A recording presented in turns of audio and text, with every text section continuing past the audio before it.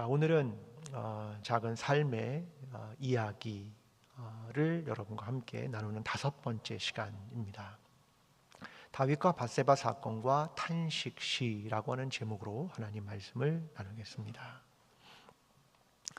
여러분, 삶이 어렵고 또 힘든 시간들을 겪으시지요? 네, 저도 마찬가지입니다.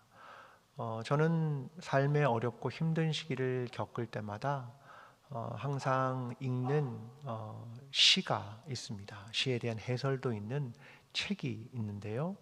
그 책은 이명수 씨가 쓴 내 마음이 지옥일 때라고 하는 책입니다.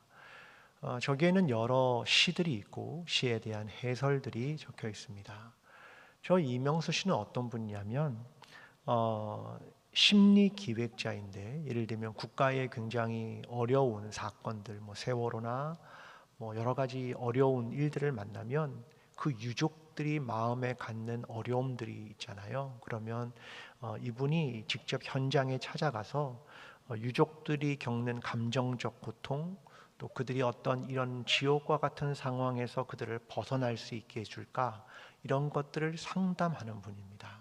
근데 그분이 시를 가지고 그런 치유를 돕는 그런 책을 쓴 것입니다. 그래서 제가 이 책을 사실은 힘들 때마다 시를 이렇게 읽으면서 마음의 위로를 받는 그런 책인데요. 오늘 그 중에 하나를 여러분에게 먼저 읽어드리면서 시작하겠습니다. 마종기 시인의 꿈꾸는 당신이라는 시입니다.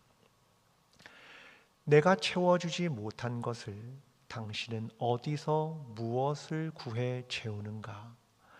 내가 덮어주지 못한 곳을 당신은 어떻게 탄탄히 메워 떨리는 오한을 이겨내는가?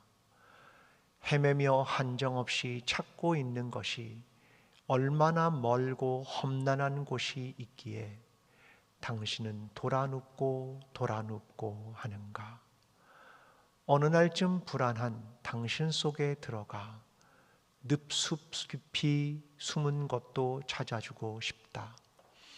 밤새 조용히 신음하는 어깨여, 쉬고 매운 세월이 얼마나 길었으면 약 바르지 못한 온몸의 피멍을 이불만 덮은 채로 참아내는가?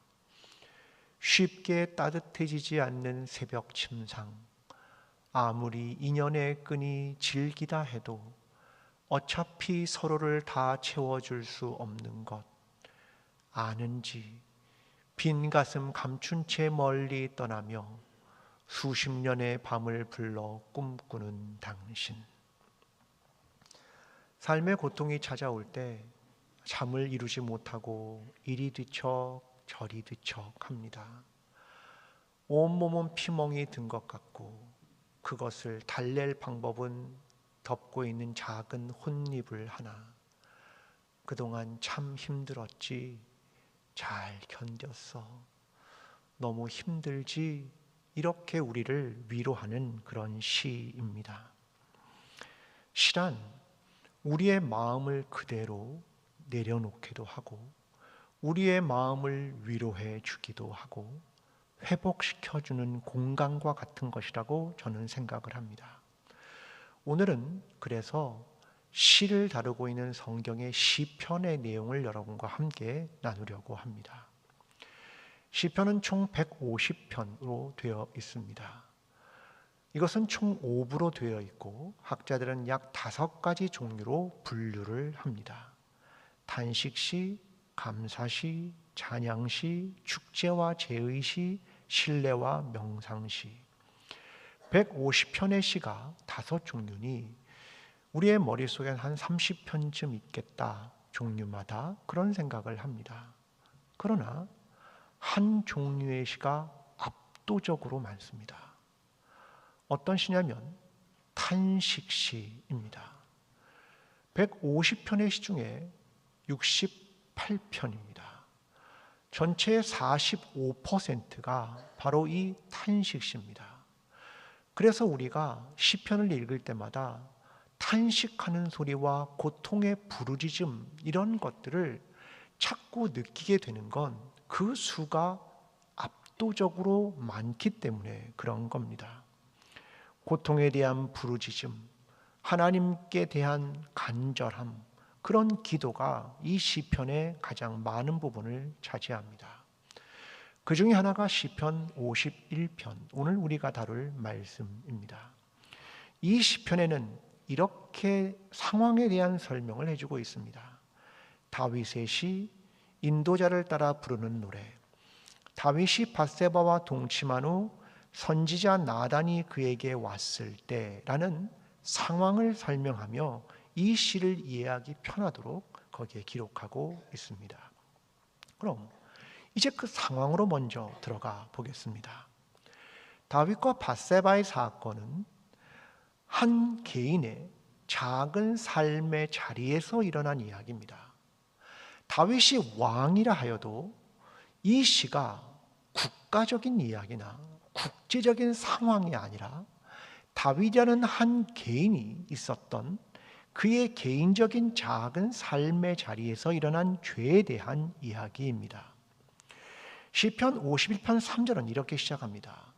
물은 나는 내 죄가를 아오니 내 죄가 항상 내 앞에 있나이다. 다윗에게 어떤 일이 일어났던 것입니까? 그의 죄가 무엇이었습니까? 그를 평생 괴롭히는 이 죄가 도대체 무엇이란 말입니까? 그럼 이제 시선을 사무엘하 11장으로 이동시켜 봅니다. 사무엘하 11장 1절. 그 해가 돌아와 왕들이 출전할 때가 되매 다윗이 요압과 그에게 있는 그의 부하들과 온 이스라엘 군대를 보내니 다윗이 암몬 자손을 멸하고 랍바레를 에워쌌고 다윗은 예루살렘에 그대로 있더라. 다윗은 전쟁마다 승전을 합니다. 지금도 암몬과의 전쟁 중이죠. 근데 평소와 달리 다른 군인들은 전쟁터로 갔는데 자신은 후방인 예루살렘에 남아 있었습니다. 11장 2절. 저녁 때 다윗이 그의 침상에 일어나 왕궁 옥상에서 거닐다가 그곳에서 보니 한 여인이 목욕을 하는데 심히 아름다워 보이는지라. 자, 다윗이 저녁 때에 침상에서 일어났다. 이 말은 무슨 말이냐면 낮잠을 잤다, 그런 말입니다. 낮잠을 자니까 저녁 때 잠이 깬 겁니다. 아니, 그러면 자기의 부하들과 군인들과 백성들은 전쟁터에 나가 있는데 자기는 낮잠을 자고 있었습니다. 이전의 다윗과는 전혀 다른 모습. 전 이걸 한마디로 나태함, 이렇게 표현하고 싶습니다. 백성들의 생명을 소중하게 여기지 않고 오랜 전쟁으로 타성에 젖은 모습입니다. 이어서 3절입니다. 다윗이 사람을 보내 그 여인을 알아보게 하였더니 그가 아르되 이는 엘리암의 딸이요 햇사람 우리아의 아내 밧세바가 아니니까 하니. 알아보니 그 여인은 우리아의 아내 밧세바였습니다. 전령을 보내 그 여인을 데리고 와서 동침합니다. 이것은 10계명 7계명의 위반, 간음하지 말라는 하나님의 계명의 위반입니다. 또한 레위기 20장 10절은 이렇게 말하죠. 누구든지 남의 아내와 간음하는 자는 곧 이웃의 아내와 간음하는 자는 그 간부와 음부를 반드시 죽일지니라. 하나님의 말씀은 두 사람을 반드시 죽여라, 그것이죠. 오늘의 표현으로 말하면 이겁니다. 위력에 의한 성폭력, 왕의 힘을 가지고 성폭력을 행했다, 그런 말입니다. 밧세바가 임신하자 증거를 인멸하려 합니다. 그러다 그것도 안 되자 결국 우리아를 전쟁터에서 죽입니다. 오늘 말로 하면 살인교사입니다. 여러분, 왕의 자리가 하나님과 백성을 섬기는 자리가 되지 않고 자기의 위치와 권한을 누리고 나태함을 갖고 생명을 존중히 여기지 않고 위력을 가지고 성폭력을 저지르며 살인교사를 했다. 한 걸음 더 나아가면 난 하나님 없이도 이제 이 자리에 살 수 있지라고 하는 교만이라고 저는 생각합니다. 여러분, 다윗 왕이 누굽니까? 위대한 성군 아닙니까? 이스라엘 사람들이면 다윗 왕과 같은 메시아가 우리에게 오기를 간절히 바랬던 바로 그 사람이 다윗 왕입니다. 그는 블레셋에서 나라를 구원하고 통일왕국을 만들고 나라를 부강하게 했던 사람입니다. 엄청나게 공로가 있었습니다. 그런데 이런 사적인 죄 정도 하나는 덮어주면 안 됩니까? 그렇게 공로가 큰데 우리나라도 가끔 경제적 공로가 크면 죄를 감해 주더라고요. 여러분, 근데 맞습니까? 공로는 공로고 죄는 죄지요. 둘은 다른 것 아니겠습니까? 성경이 그래서 그의 죄를 대단히 집요할 정도로 기록합니다. 마태복음 1장은 예수님의 족보입니다. 이렇게 기록합니다. 이새는 다윗 왕을 낳으니라. 다윗은 우리아의 아내에게서 솔로몬을 낳고. 밧세바를 누구의 아내라고 기록합니까? 우리아의 아내. 다윗의 아내가 아니라 우리아의 아내다. 성경은 이 족보를 영원히 남기며 다윗의 죄를 드러냅니다. 아주 집요할 정도로. 대충 덮어주면 안 되는 겁니까? 성경이 너무한 거 아닙니까? 이렇게 자세히까지 오래도록 끌고 갈 문제입니까? 우리는 생각해 봐야 합니다. 우리의 마음에도 이런 생각이 들 때가 있죠. 이 정도는 봐줄 수 있잖아. 이 정도의 공로를 세웠는데 이 정도는 봐줄 수 있지. 그냥 죄가 아니라 실수 아니야? 그냥 조용히 덮고 넘어가. 하나님이 용서하랬잖아. 우리는 죄를 너무 쉽게 생각하고 덮으려 합니다. 죄의 무게를 스스로 줄여버리고 죄책감으로부터 자유롭고 은혜와 용서라는 이름으로 죄를 흐릿하게 만들고 죄를 덮고 쉬쉬하는 것이 교회를 어지럽히지 않는 것이고 교회의 안정이라 생각합니다. 그래서 사회가 교회를 지탄하는 겁니다. 사회도 안 그러는데 어떻게 교회는 그러는가? 그리스도인이면 다 용서되는가? 교회이면 다 용서되는가? 이렇게 사회가 교회에게 질문하는 겁니다. 죄를 덮고 책임도 지지 않기 때문이죠. 하나님께서 작은 삶의 자리에서 일어난 죄, 아무도 모르는 죄까지도 드러내십니다. 왜요? 창피를 주기 위함입니까? 아니면 심판하시기 위함입니까? 저는 그렇게 생각하지 않습니다. 그때 사람은 비로소 자기 죄와 대면할 때 하나님 앞에 나와 회개하기 때문에 그런 겁니다. 이런 작은 이야기, 바로 이런 이야기가 그래서 드러나게 되는 것이고 하나님은 회개를 원하시는 것입니다. 조선시대에 왕의 기록을 남기는 사람들을 사관이라고 불렀습니다. 왕의 말, 왕의 사건, 이런 역사를 다 기록하는 사람이 사관입니다. 근데 그들은 7, 8, 9품, 즉 하급 관리라는 겁니다. 근데 독특한 것은 이들의 인사를 위에서 하지 않습니다. 너가 해 이러지 않습니다. 이 사관은 독특한 인사제도입니다. 예를 들면 8급에서 7급으로 누가 올라가면 7급에 있는 사람이 8급에 있는 사람을 그 내부 안에서 결정해서 끌어올립니다. 왜 그런 줄 아십니까?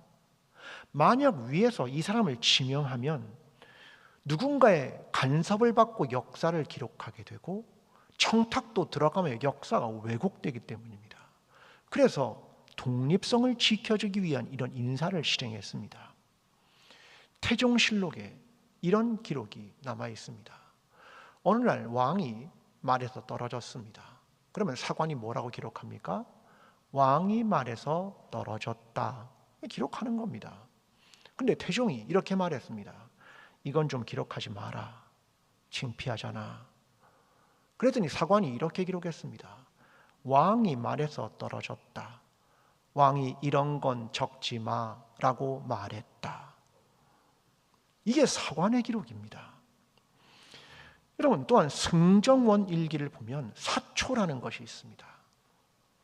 사관들이 왕의 언행과 국정 운영을 기록한 겁니다.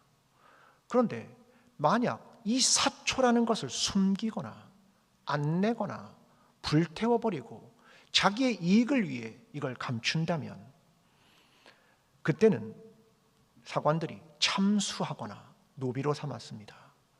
중범죄이기 때문에 그런 겁니다. 역사는 바르게 기록되어야 하는 것이고 역사는 왜곡되면 안 되는 것이고 말 한마디, 사건 하나는 너무나 소중하기 때문에 우리나라는 조선시대에 이런 역사를 가지고 있었습니다. 성경도 마찬가지죠. 죄에 대해 상세히 기록합니다. 다윗의 민낯, 그의 잘못, 죄악을 그대로 드러냅니다. 왜냐하면 그래야 그가 돌아올 가능성이 있고 하나님 앞에 나와 무릎을 꿇으며 기도하며 나의 잘못을 통회하기 때문에 그런 겁니다. 오늘 저와 여러분이 자신의 죄에 직면하고 내가 죄에 직면하는 것, 이것을 두려워하지 말고 하나님과 대면하지 못하여 하나님과의 관계가 끊어지는 것을 두려워하는 저와 여러분의 신앙이 되기를 간절히 기도합니다. 여러분, 이 사건 이후에 하나님께서 나단 선지자를 다윗 왕에게 보냅니다. 그리고 하나님의 뜻을 이야기하죠. 나단은 한 이야기를 들려줍니다. 왕이시여, 두 사람이 있었습니다. 하나는 부자였고 하나는 가난한 사람입니다. 부자는 소와 양이 많았고 가난한 사람은 암양 새끼 하나뿐이었습니다. 너무 사랑하여 자기 딸처럼 여겼습니다. 그런데 어느 날 이 부자에게 손님이 찾아왔습니다.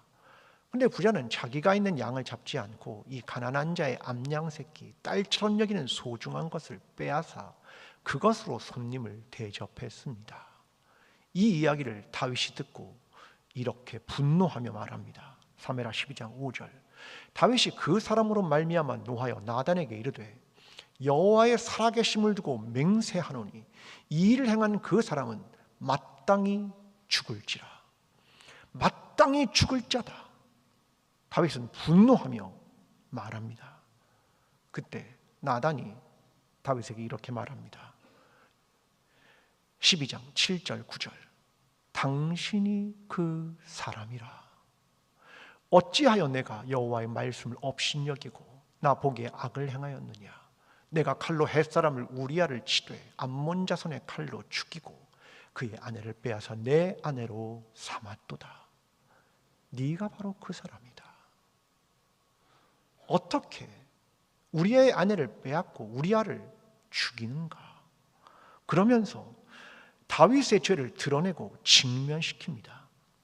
이어서 나단 선지자가 이렇게 말합니다. 칼이 내 집에서 영원히 떠나지 않을 것이다.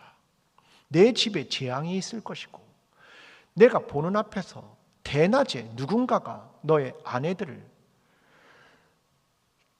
동침하게 될 것이다.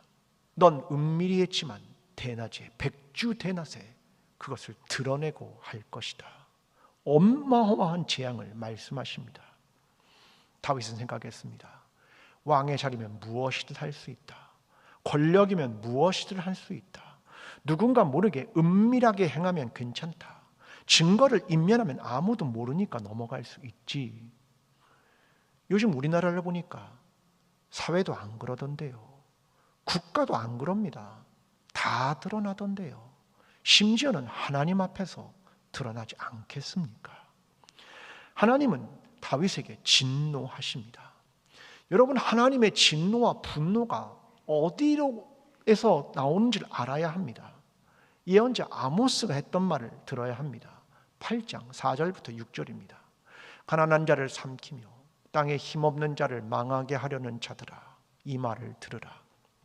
에바를 작게 하고 세계를 크게 하여 거짓 저울로 속이고 은으로 힘없는 자를 사며 신 한 켤레로 가난한 자를 사며 찌꺼기 밀을 팔자 하는도다.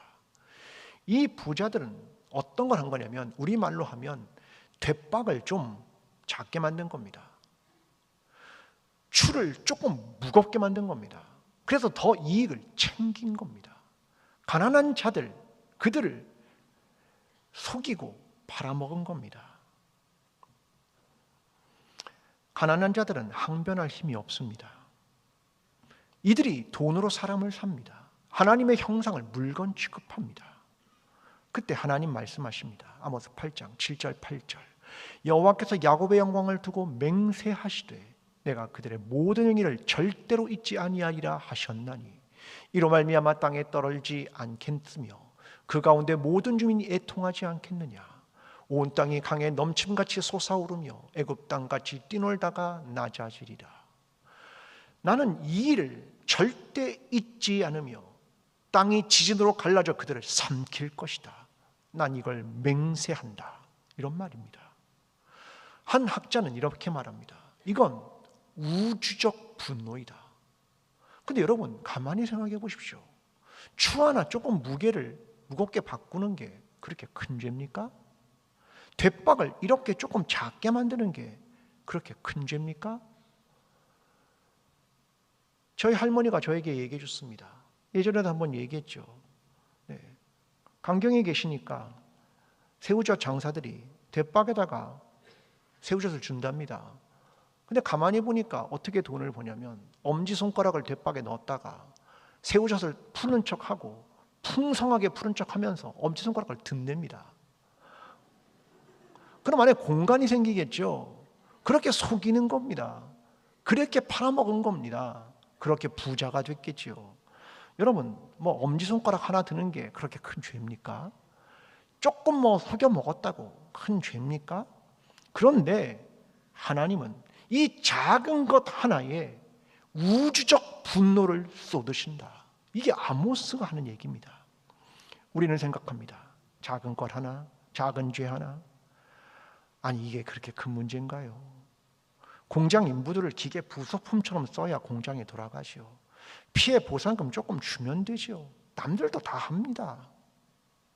근데 바로 그 지점에 하나님의 우주적 분노가 시작된다. 이게 선지자의 얘기입니다. 여러분 우리는 잘 기억해야 합니다. 작은 죄 하나 쉽지 않습니다. 저는 사람들이 이 죄에 대한 이야기를 하나님 말씀으로 듣습니다. 선지자적인 선포가 있을 때는 저와 여러분이 다 그 대상으로 듣습니다. 근데 이런 얘기를 들으면 사람들의 반응은 두 가지입니다. 하나는 사도행전 7장 54절. 그들이 이 말을 듣고 마음에 찔려 그를 향하여 이를 갈거늘. 스데반이 설교합니다. 들어보니 마음에 찔립니다. 반응은요, 이를 갈았다. 그리고 스데반을 향해 돌을 들었습니다. 저자를 죽여라. 왜요? 마음에 찔리니까 듣기가 싫은 겁니다. 귀를 막고 소리를 지르는 겁니다. 그리고 돌을 던져 저자를 죽이는 겁니다. 이게 첫 번째 반응입니다. 두 번째 반응. 사도행전 2장 37절. 그들이 이 말을 듣고 마음에 찔려 베드로와 다른 사도들에게 물어이르되 형제들아 우리가 어찌할꼬 하거늘. 똑같이 마음에 찔렸습니다. 그런데 여기엔 우리가 어찌할꼬라는 회개가 있었다. 그것입니다. 여러분 때로는 설교가 듣기 불편하시지요. 때로는 설교가 마음을 찌르시지요. 그 다음은 여러분의 몫입니다. 이를 갈거나 귀를 막거나 아니면 회개하거나 그 선택은 여러분의 몫입니다. 말씀을 전하는 건 저의 몫이고 여러분은 선택하는 것이 여러분의 몫입니다. 다윗의 위대한 점은 그가 나단 선지자의 이야기를 듣고 회개했다는 것입니다. 다윗의 위대함은 죄를 짓지 않았다가 아니라 회개했다는 겁니다. 그리고 끝까지 책임을 집니다. 하나님은 그 둘 사이에 태어난 아들을 결국 죽입니다. 이유를 나단 선지자가 이렇게 말합니다. 여호와의 원수들에게 크게 비방한 빌미를 주었기 때문이다. 너의 이 죄가 단순히 너의 문제나 공동체의 문제가 아니라 여호와의 원수들에게 크게 비방할 빌미를 주었기 때문이다. 하나님의 이름을 그렇게 모욕했기 때문이다. 그러므로 책임을 져라. 그리고 결국 태어난 아들이 죽습니다. 저는 어떤 면에서 회개란 용기가 필요하다고 생각합니다. 다윗 같은 왕도 힘이 있고 권력이 있습니다. 그러나 회개는 힘이 필요한 게 아니라 용기가 필요한 겁니다. 시를 한 편 읽어드립니다. 데이비드 그리피스의 힘과 용기의 차이입니다. 강해지기 위해서는 힘이 필요하고 부드러워지기 위해서는 용기가 필요하다. 자신을 방어하기 위해서는 힘이, 방어 자세를 버리기 위해서는 용기가, 이기기 위해서는 힘이, 져주기 위해서는 용기가, 확신을 갖기 위해서는 힘이 필요하고 의문을 갖기 위해서는 용기가 필요하다. 조화를 이루기 위해서는 힘이, 전체의 뜻에 따르지 않기 위해서는 용기가, 다른 사람의 고통을 느끼기 위해서는 힘이, 자신의 고통과 마주하기 위해서는 용기가 필요하다. 자신의 감정을 숨기기 위해서는 힘이 필요하고 그것을 표현하기 위해서는 용기가 필요하다. 학대를 견디기 위해서는 힘이 필요하고 그것을 중단시키기 위해서는 용기가 필요하다. 홀로 서기 위해서는 힘이 필요하고 누군가에게 기대기 위해서는 용기가 필요하다. 사랑하기 위해서는 힘이, 사랑받기 위해서는 용기가, 생존하기 위해서는 힘이, 삶을 살기 위해서는 용기가 필요하다. 하나님의 말씀을 들었을 때 힘이 아니라 용기를 내십시오. 여러분의 그 용기가 하나님 앞에 나와 회개케 할 것입니다.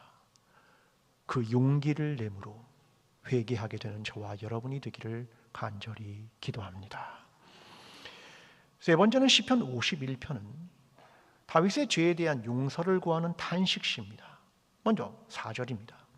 내가 주께만 범죄하여 주의 목전에 악을 행하여 싸우니 주께서 말씀하실 때 의로우시다 하고 주께서 심판하실 때 순전하시다 하리이다. 하나님의 심판과 하나님의 공의는 옳습니다. 그 말입니다. 자신의 죄를 인정하는 거죠. 근데 다윗은 여전히 두려움이 있는 모양입니다. 시편 51편 11절 나를 주 앞에서 쫓아내지 마시고 주의 성령을 내게서 거두지 마소서. 그의 두려움이 뭐냐면 주님 나를 쫓아내지 마십시오. 주님 성령을 거두지 마십시오. 왜 이런 기도를 드리게 되냐면 다윗은 왕이 될 때 하나님으로부터 기름 부음을 받았습니다. 게다가 하나님의 영이 임했을 때 그는 왕이 되고 하나님의 나라를 통치하기 시작했습니다. 그런데 하나님의 영이 떠나가면, 하나님과의 관계가 단절되면 그는 하나님과 관계없는 존재가 되고 하나님 나라의 일에 쓸모없는 존재가 되고 그가 가졌던 권위 다 사라져버립니다. 그래서 하나님 주의 성령을 내게 거두지 마시고 나를 주 앞에서 쫓아내지 말아 주십시오 라고 하나님께 기도하는 겁니다. 다윗은 마음을 찢죠. 그게 17절에 등장합니다. 하나님께서 구하시는 제사는 상한 심령이라. 하나님이여 상하고 통회하는 마음을 주께서 멸시하지 아니하시니이다. 여러분, 상한 심령이라는 게 뭡니까? 내가 아픈 겁니까? 상처 입은 겁니까? 아닙니다. 구약학자인 월터 브로그만은 상한 심령을 이렇게 해석합니다. 정신의학적 상처를 의미하는 것이 아니라 위험을 감수하는 것이고 자기 보호를 위해 우리가 사용해 온 모든 형태의 힘과 권력들로부터 한 걸음씩 멀어지는 것이다. 하나님께서 받으시는 그 상한 심령이라는 제사는 뭐냐면 내가 위험을 감수하더라도 내가 가졌던 힘과 권력들로부터 한 걸음씩 멀어지기 시작하는 것이다. 그게 상한 심령이고 내 마음을 찢는 것이다. 내 손에 있는 걸 내려놓는 것이다. 내가 위험에 처할지라도 이게 하나님께서 원하시는 상한 심령, 그 제사다라고 말하는 겁니다. 저는 흔히 어른들은 다 성숙하다고 믿습니다. 다 컸으니까 난 늘 옳다, 난 성숙해. 그래서 내 판단은 옳지. 이런 생각들을 많이 합니다. 여러분, 어른이라고 다 성숙하다 그렇게 볼 수는 없습니다. 성숙한 어른이 되는 것, 이게 굉장히 중요합니다. 성숙한 어른이 된다는 것은 성숙한 인격을 갖는다라고 하는 겁니다. 이게 어른에게 왜 중요하냐면, 내가 속한 사회와 공동체의 어른은 시간이 갈수록 점점 위로 직위가 올라가거나 승진할 수도 있기 때문에 자기의 영향력 안에 있는 바운더리가 큽니다. 그럼 나의 인격의 미성숙이 이 공동체와 사회에 영향을 주기 때문에 그런 겁니다. 그래서 내가 미성숙하면, 인격이 성장하지 않으면 내가 속한 공동체가 어려움을 당한다. 그래서 성숙해야 하는 것은 어른들의 책임입니다. 신앙은 안 그런 줄 압니까? 성숙한 그리스도인이 되는 것, 이게 중요합니다. 지금 다윗이 깜짝 놀란 것이 무엇이냐면 바로 이것입니다. 여러분, 성숙한 그리스도인이 돼야 우리가 교회 안에서 성숙한 교회를 만들게 되는 겁니다. 제가 먼저, 그리고 교회 리더십이 성숙한 신앙을 갖지 않으면 교회 공동체 안에 어마어마한 영향력을 미치게 된다는 겁니다. 그러므로 우리의 책임은 나라는 한 인간이 어떻게 성숙한 인격을 가질 것이며 성숙한 신앙을 가질 것인가는 책임이라는 말입니다. 다윗은 이 점에 대해서 말하는 겁니다. 자기가 그렇지 못한 거죠. 저를 비롯한 모든 어른들, 모든 그리스도인들이 기억해야 합니다. 그리고 자기 자신을 성찰해야 합니다. 우리는 하나님 앞에서 다른 사람 눈치 볼 필요 없습니다. 사람들의 인정에 목말라 끌려다니지 마십시오. 사람들을 두려워하지도 마십시오. 오직 하나님 앞에서 진실하고 하나님으로부터 인정을 받을 생각을 하십시오. 진리가 주는 자유를 얻으십시오. 영혼을 뜨겁게 사랑하십시오. 연약한 지체들을 돌보십시오. 하나님의 말씀을 들었을 땐 세상과 타협하지 마십시오. 하나님의 정의라면 물러서지 마십시오. 우리를 심판대 앞에 세워 소명에 대한 책임을 물으실 그 하나님만을 두려워하십시오. 여기에서부터 다시 시작해야 합니다. 이게 그리스도인의 참회입니다. 마지막으로 윤동주 시인의 참회록이라는 시를 읽고 마치겠습니다. 파란 녹이 낀 구리 거울 속에 내 얼굴이 남아있는 것은 어느 왕조의 유물이기에 이다지도 욕될까. 나는 나의 참회의 글을 한 줄에 줄이자 만 24년 1개월을 무슨 기쁨을 바라 살아왔던가. 내일이나 모레나 그 어느 즐거운 날에 나는 또 한 줄의 참회록을 써야 한다. 그때 그 젊은 나이에 왜 그런 부끄러운 고백을 했던가. 밤이면 밤마다 나의 거울을 손바닥으로 발바닥으로 닦아보자. 그러면 어느 운석 밑으로 홀로 걸어가는 슬픈 사람의 뒷모양이 거울 속에 나타나온다. 윤동주 시인은 자기를 바라보는 거울이라는 것을 생각하며 스스로를 돌아봅니다. 근데 처음 본 거울은 푸른 빛에 녹이 슬었습니다. 청농 거울처럼 자기가 잘 안 보입니다. 그런데 손바닥으로 발바닥으로 닦습니다. 그리고 자기 자신을 다시 돌이켜봅니다. 그랬더니 하나 보이는 게 있습니다. 홀로 걸어가는 슬픈 사람의 뒷모양. 내가 이제 보인다. 난 이런 사람이었구나. 난 이렇게 슬프고 쓸쓸한 뒷모습을 가진 사람이었구나. 그는 그렇게 참회록을 쓰는 겁니다. 여러분, 이번 한 주 저와 여러분 앞에 있는 파랗게 녹슨 거울을 닦으십시오. 말씀 앞에 서며 자기 자신을 다시 돌아보시고 비추어 보십시오. 그리고 나의 참회의 기도를 하나님께 드리십시오. 우리 모두가 하나님 앞에 참회하며 다시 돌아오는 저와 여러분, 광주 제1교회가 되기를 간절히